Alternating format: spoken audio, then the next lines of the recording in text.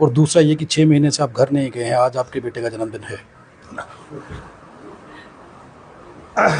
6 महीने तो नहीं, लेकिन काफी समय हो गया घर गए हुए। बेटे का जन्मदिन है, उन परिवार के लोग बेटे का जन्मदिन सेलिब्रेट कर रहे हैं। मैं जो देश के करोड़ों बेटे जो हैं, जो रोजगार की तलाश कर रहे हैं, मैं उन बेटों के उज्जवल भविष्य के लिए, और यहाँ जम्मू कश्मीर के जो बेटे हैं जो उम्मीद कर रहे हैं कि मूवमेंट आगे बढ़े, उन बेटों के लिए, उन भाइयों के लिए, उन माओ बहनों के लिए अपनी ड्यूटी अदा कर रहा हूँ।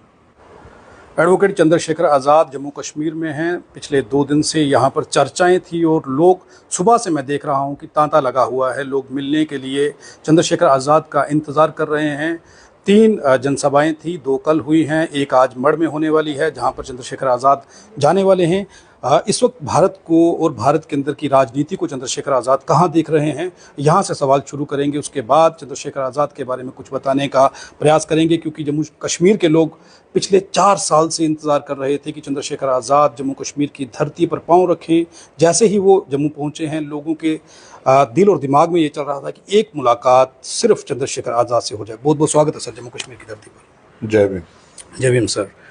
जम्मू कश्मीर से कैसा प्यार मिल रहा है? कल से आप यहाँ पर हैं, जिस तरफ आप जा रहे हैं सिर्फ एक ही चर्चा है, चंद्रशेखर आज़ाद, चंद्रशेखर आज़ाद। जम्मू कश्मीर को मैं इस तरह देख पाया कि हम ये सोचते थे कि जम्मू कश्मीर तो बॉर्डर का एरिया है, वहाँ डॉक्टर बाबा साहब अम्बेडकर की मूवमेंट इतनी मजबूत होगी या नहीं होगी जी।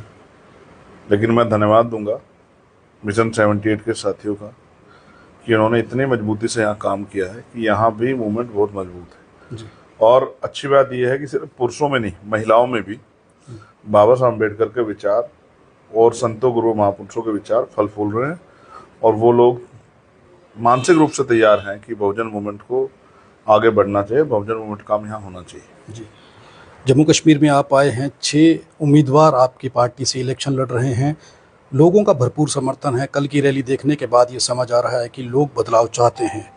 लोगों से जो चर्चा हुई है, लोगों से जो मुलाकात हुई है, सुबह से तांता लगा हुआ है, लोग क्या कह रहे हैं? देखिए, मैं 9 बजे से मैंने मिलना शुरू किया था, 12 बजे मुझे हाथ जोड़ के जाना पड़ा कि मैं तैयार होकर आ जाऊँ, क्योंकि रैली जी। सब समझदार लोग हैं, तैयार लोग हैं, मन बना के हैं, मिलना चाहते थे, अपनी बात रखना चाहते थे, मुझे सुनना चाहते थे। और प्यार को तो मैं शब्दों में बयान नहीं कर सकता। ऐसा नहीं लग रहा है कि मैं उत्तर प्रदेश या नॉर्थ इंडिया से बाहर, जो हिंदी भाषी प्रदेश उनसे बाहर, जी। और सिर्फ किसी एक जाति एक धर्म में नहीं, सभी लोगों का प्यार। बहुत सारे लोग कल मिले, सिख समाज के लोग मिले, शेड्यूल कास्ट के लोग मिले, मुस्लिम समाज के लोग मिले, अन्य पिछड़ी जातियों के लोग मिले, उन्होंने अपनी समस्याएं बताई, तो खूब प्यार आशीर्वाद के रूप में मिल रहा है। कल बड़ी संख्या में लोग भी जुटे दोनों सभाओं में, आज भी सभा है। अभी से खबर यह है कि ग्राउंड फुल है और जल्दी पहुंचा जाए। तो मैं समझता हूं कि ये मिट्टी भी जो है बहुजन मूवमेंट के लिए बहुत उपजाऊ है। बॉर्डर एरिया होने की वजह से राष्ट्रीय दलों का लंबे समय से यहाँ प्रभाव रहा है। राष्ट्रीय दल यहाँ की बुनियादी समस्याओं से, यहाँ की जो जनता की जो जन भावना है, उनसे शायद जागरूक नहीं है या जानबूझ के उनको नजरअंदाज कर रहे हैं।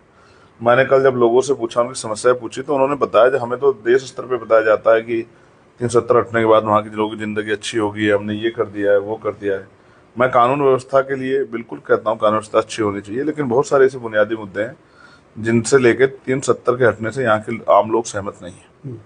चाहे वो एम्प्लॉयमेंट का मामला हो, चाहे वो ज़मीनों का मामला हो, चाहे रिजर्वेशन पॉलिसी को फॉलो करने का मामला हो, कुछ भी ऐसा नहीं है जिसको देख के कहा जा सके कि बहुत कुछ बदलाव हुआ है। भविष्य में क्या होता है ये मैं और आप इस पर डिसाइड नहीं कर सकते। हमारे 6 उम्मीदवार, सब जगह पे पार्टियां ऊपर से आदेश करती है कि कौन लड़ेगा, कितने प्रत्याशी लड़ेंगे। हमारे यहाँ स्टेट टीम तय करती है कि वो कितने प्रत्याशी को लड़ाना चाहती है। प्रत्याशी इन्होंने यहाँ पे 6 प्रत्याशी तैयार किए। ये हमारे मजबूत प्रत्याशी, मजबूत फाइट करेंगे, तो आपको इनकी मदद करने आना है। मुझे 2 दिन का समय दिया गया, मैं 2 दिन के लिए आ गया। अभी इलेक्शन भी चल रहा है जी। मैं यहाँ के प्रदेश अध्यक्ष जी का, रजत जी का, भीम आर्मी के प्रदेश संयोजक पवन जी का, पूरी टीम का मिशन 78 के साथ धन्यवाद करता हूँ कि उन्होंने जो संघर्ष किया है, उसी की वजह से आज हमारी बात भीम आर्मी आज़ाद समाज पार्टी की गांव-गांव तक गई है जी। तो जैसा मैंने कहा, मैं महिलाओं के ग्रुप से भी मिला, मैं स्टूडेंट्स के ग्रुप से मिला, मैं लड़कियों के ग्रुप से मिला, मैं नौजवान छात्रों के ग्रुप से मिला, तो मुझे ऐसा महसूस हुआ कि हर व्यक्ति में चेतना है और सब लोग चाहते हैं कि उनका राजकाज में हिस्सेदारी उनकी होनी चाहिए।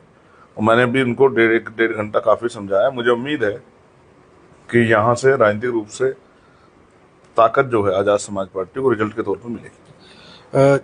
आज़ाद साहब, ऐसा है कि कोई एक छोटा सा नेता आ जाए तो उसके लिए 5 स्टार होटल बुक किए जाते हैं, उनकी रहने की व्यवस्था की जाती है, ये डिमांड्स रहती हैं उन लोगों की। आप राष्ट्रीय अध्यक्ष हैं, सांसद हैं, बहुजनों से प्यार करते हैं और प्रदेश अध्यक्ष के घर में रुके हुए हैं। कोई ऐसी लगा नहीं कि कोई 5 स्टार होटल हो या ऐसा हो। एक बड़ा चेहरा, आप स्टार प्रचारक हैं, लोग आपको पसंद करते हैं। रास्ते में जब आप निकल रहे थे, हम कल कवर कर रहे थे, हम देख रहे थे वो सब चीज़ें। लेकिन इतना सिंपल रहना, इतने ज़मीन पर रहना, ये मान्यवर कांशीराम साहब को ही फॉलो करने से हुआ है या आपके अंदर भी ये चीज़ें हैं? देखिए, हम लोग जिनका नेतृत्व कर रहे हैं उनके जीवन में बहुत सारी समस्याएं हैं जी। और अगर हम बिल्कुल जमीन पे नहीं रहेंगे तो हम उनकी समस्याओं से वाकिफ नहीं हो पाए। हाल तो मैं तो ग्रामीण पृष्ठभूमि से आया हूँ, मैं बहुत सारी चीज़ों से वाकिफ हूँ पहले से। मैं हमारे प्रदेश अध्यक्ष वकील हैं और अपनी मेहनत का 70-80% पैसा अपने बच्चों का पेट काट के मूवमेंट पे लगाते हैं। मैं उनका धन्यवाद करता हूँ और जो साथी सहयोग में काम कर रहे हैं नौजवान हैं, मैं उनका भी धन्यवाद करता हूँ। मेरे लिए 7 स्टार से कम नहीं। यहाँ जिस तरह की सुविधा उन लोगों ने उपलब्ध कराई है, मैं उनसे बहुत खुश हूँ। और शायद आपको नहीं पता कि मुझे नींद भी चोट की वजह से वो ज़मीन पे ही आती है। तो मैं तो उस कमरे में भी जो ज़मीन पे, क्योंकि ये कश्मीरी कल्चर है, तो बेड के बराबर में नीचे भी एक बिस्तरा लगाते हैं जी। कि कोई ऊपर सोना चाहे तो ऊपर सोचा है, वो नीचे। तो मैं नीचे ही सोया। यह है कि देर रात तक नींद नहीं आई, क्योंकि बाहर उस तरह के एटमॉस्फेयर में आदत नहीं होती जी। लेकिन फिर भी एक बहुत सुकून और एक बहुत सारा प्यार। और फिर मैं कहूँगा कि हमने तो ये सब अपने महापुरुषों से सीखा है। जी। जब हम उनका आंदोलन चला रहे हैं तो उनकी तरह ही चलाना चाहिए। यही बात आंदोलन को कामयाब कर सकती है। तो मैं खुश हूँ। मेरे लिए 7, 8, 9, 10 जितने भी स्टार होते होंगे उन सब स्टार से अच्छा है। और मैं सांसद भी इन लोगों ने बनाया जी। इन्होंने अपनी मेहनत कमाई से बनाया जी। और मुझे नेता भी इन लोगों ने बनाया। मेरे पास तो जो कुछ है सदगुरु रविदास जी महाराज का आशीर्वाद है और तमाम हमारे संतों गुरुओं महापुरुषों, भगवान वाल्मीकि का, गुरु नानक जी का, गुरु नामदेव जी, तमाम जो हमारे संत गुरु हैं उनका आशीर्वाद से जो कुछ है और मेरे भाइयों के प्यार से, बहनों के, वो ये मैं इसमें खुश हूँ।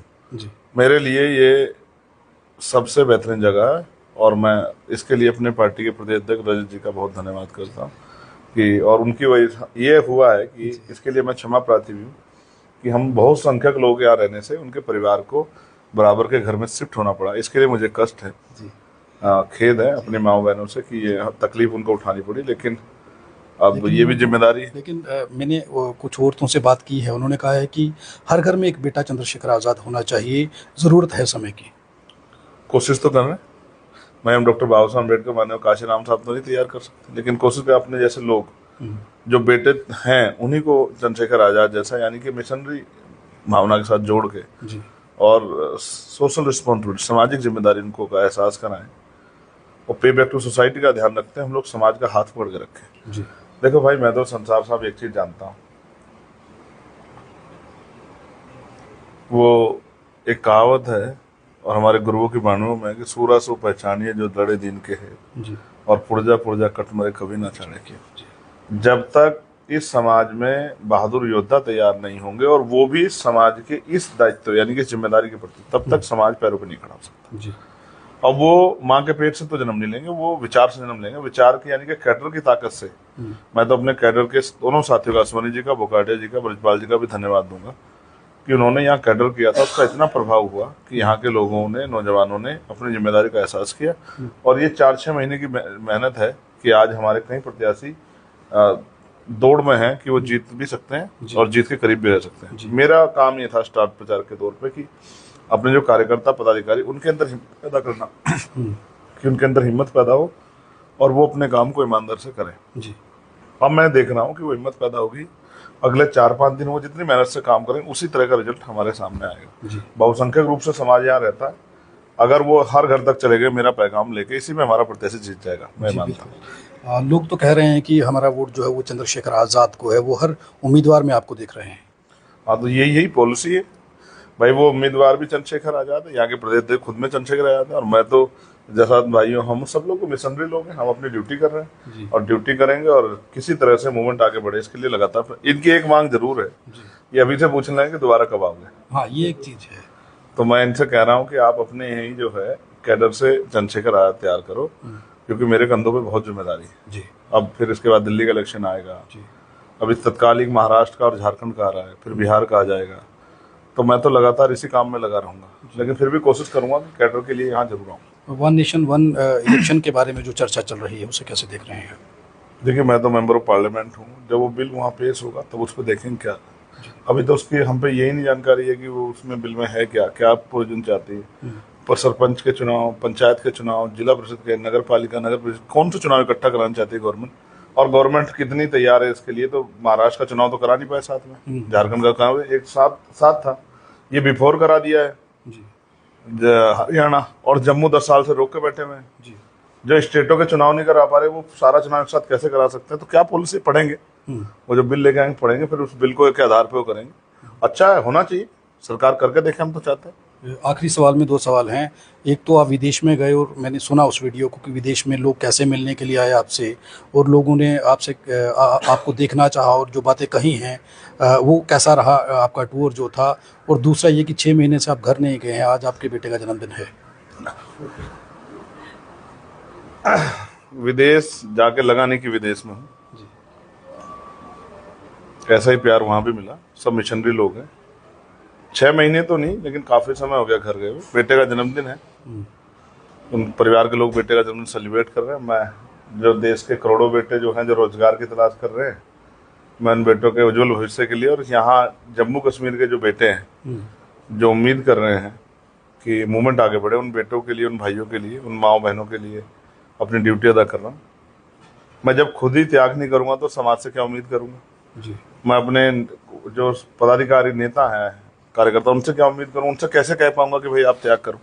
पहले नेता को खुद त्याग करना पड़ता है, तभी वो समाज से कह सकता है। जी तो आज मैं, मेरे अंदर हिम्मत है कहने की, कल मैं इनसे कह सकता हूँ अगर इनके घर में कोई कार्यक्रम है उसको छोड़कर मिशन का काम करो। उसके लिए पहले मुझे करना पड़ेगा। ये मैंने माननीय काशीराम साहब सीखा है। जी पर ठीक है, महापुरुषों का आशीर्वाद है, परिवार रहेगा, परिवार को जो दूर थोड़ा ही मुझसे। जी देखो, फिर मैं कह रहा हूँ, आज मेरे पिताजी मेरे साथ नहीं है, उस दुनिया में नहीं, तो इसका मतलब थोड़ा कि मैं उनसे प्रेम नहीं करता या मेरे साथ नहीं। वो तो हमेशा मेरे साथ है।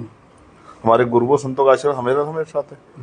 तो ठीक है, वो अभी छोटा, उसको एहसास नहीं, बड़ा होता तो मैं उसको एक लाइन में समझा देता कि भाई जन्मदिन इम्पोर्टेंट है, जयंती तो महापुरुषों की मनाते हैं, जी उनके विचार छोड़ देंगे तो क्या होगा।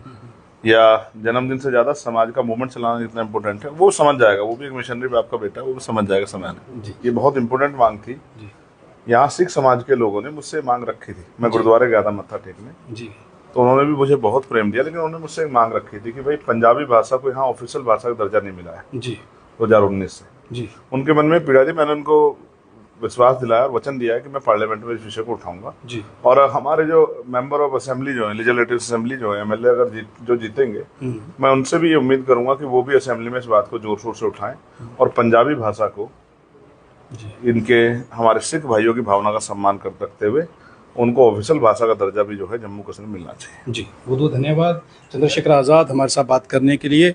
और तस्वीरें आप देखिए, अभी भी इस बंद कमरे में जहां पर हम बैठे हुए हैं, लोग किस तरीके से उन्हें सुनने के लिए यहाँ पर बैठे हुए हैं। और चंद्रशेखर आज़ाद की खास बात जो मैं आपको बताने जा रहा हूँ कि उनके बेटे का जन्मदिन है और लोग मोबाइल स्विच ऑफ करके फैमिली के साथ होते हैं, लेकिन वो आज भी समाज में, उन्होंने कहा है कि मेरे लिए मेरा समाज सबसे पहले है। अगर मेरा बेटा थोड़ा बड़ा होता तो मैं एक लाइन में उसे समझा देता कि समाज कितना ज़रूरी है। ये भावना समाज के प्रति, ये भावना अपने लोगों के प्रति रखना एक बड़ी बात है। ये चंद्रशेखर आज़ाद जो कर रहे हैं ये मिसाल है। और जो कहा गया है, औरतों ने कहा है कि हर घर में एक चंद्रशेखर आज़ाद पैदा होना चाहिए, ये समय की ज़रूरत है। आप देखते रहें आरटीआई इंडिया न्यूज़, लोकतंत्र का पहरेदार, ताकि हम पहुंचा सकें आप तक वो खबरें जो नहीं पहुंच रही हैं या फिर जो नहीं पहुंचाई जा रही हैं। धन्यवाद। हम किसी भी प्रकार का कोई विज्ञापन नहीं लेते हैं, हम आज़ाद पत्रकारिता करते हैं। अगर आप चाहते हैं कि आज़ाद पत्रकारिता जिंदा रहे तो आरटीआई इंडिया न्यूज़ का आर्थिक सहयोग करें।